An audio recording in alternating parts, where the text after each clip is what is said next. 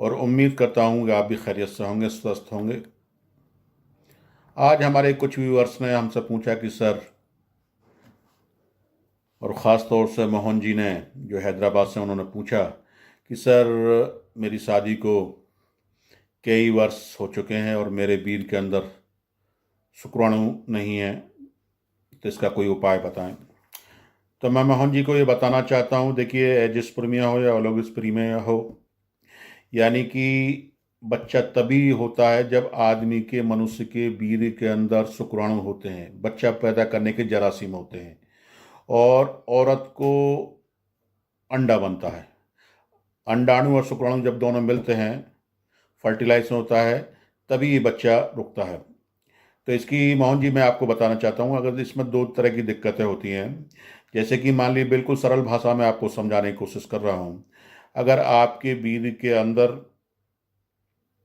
शुक्राणु 60% हैं, एक्टिव 60% हैं, काउंट 60% हैं, और उसके अंदर पस सेल्स वगैरह यानी मवाद नहीं है, तो आप पूरी तरीके से बच्चा पैदा करने के काबिल हैं। आपकी तरफ कोई कमी नहीं है। अगर आपके बीर के अंदर शुक्राणुओं की संख्या 60% से कम है, एक्टिव 60% नहीं है, या काउंट 60% नहीं है, तब आपसे बच्चा किसी भी सूरत में नहीं होगा। लेकिन अगर ये कम है, आपका बीर के अंदर 2%, 4%, 5% हैं, तो इलाज चलता है 3 महीने, 4 महीने, वो शुक्राणु बन जाते हैं और आप बच्चा पैदा करने के काबिल हो जाते हैं। दूसरी स्थिति ये होती है, कुछ पुरुषों के बीर के अंदर शुक्राणु बिल्कुल भी नहीं होते। उसमें भी दो वजह होती है। किसी चोट की वजह से आपके टेस्टिकल में, आपके अंडकोश के अंदर आपको कोई चोट लगी, हर्निया हुआ, हाइड्रोसिल हुआ, उसका ऑपरेशन कराया, कुछ चीरा लगवाए, तो उसकी वजह से भी ये दिक्कतें आ जाती हैं। अंदर तो शुक्राणु बनते हैं लेकिन बाहर फ्लो नहीं हो पाता, बाहर नहीं आ पाते हैं, तब भी ये दिक्कत हो जाती है। वो केस होने में तकरीबन 90% केसेस ठीक हो जाते हैं। 1-2% ऐसा होता है कि न होने के चांसेस रहते हैं। एक पेशेंट वो होते हैं जिनके अंदर एंटीबॉडीज, टेस्टिकल बिल्कुल शुक्राणु बनाते ही नहीं है। तो उस केसेस में हमारी दवाएं, आजमाई हुई दवाएं तो हैं, लेकिन 50% चांस रहता है। कुछ पेशेंट में हो जाते हैं, कुछ में नहीं हो पाते। तो ये समझ लीजिए, अगर आप या तो मुझे रिपोर्ट भेजिए, या ये सभी सभी सभी मरीजों के लिए मैं बताना चाहता हूँ, अगर आपके बीर के अंदर शुक्राणु नहीं है, आपके बीर के अंदर शुक्राणु की संख्या कम है, आपका बीर बहुत पतला है, या आपके जरासीम पस है, उसके अंदर, बीर के अंदर पस है, या बदबूदार बीर आता है, और आपकी शादी को तकरीबन 2 साल, 4 साल, 6 साल, 10 साल, 20 साल हो चुके हैं, और बच्चे की उम्मीद से आप बिल्कुल वंचित हो चुके हैं। आपको बच्चे की चाहत है लेकिन बच्चा नहीं हो रहा है। आप आईवीएफ करा चुके हैं, जगह जगह इलाज करा चुके हैं, और आपको लगता है कि भाई जो है अब बच्चा नहीं हो पाएगा।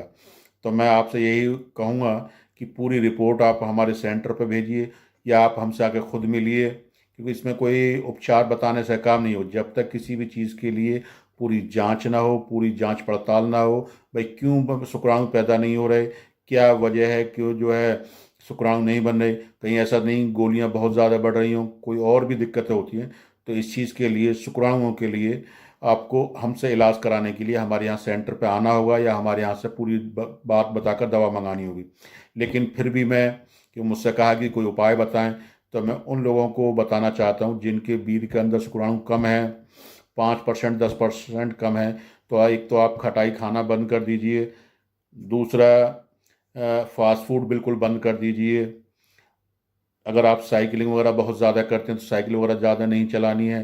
टेस्टिकल, अंडकोश को दिन में 1-2 बार ठंडे पानी से धो लिया करें।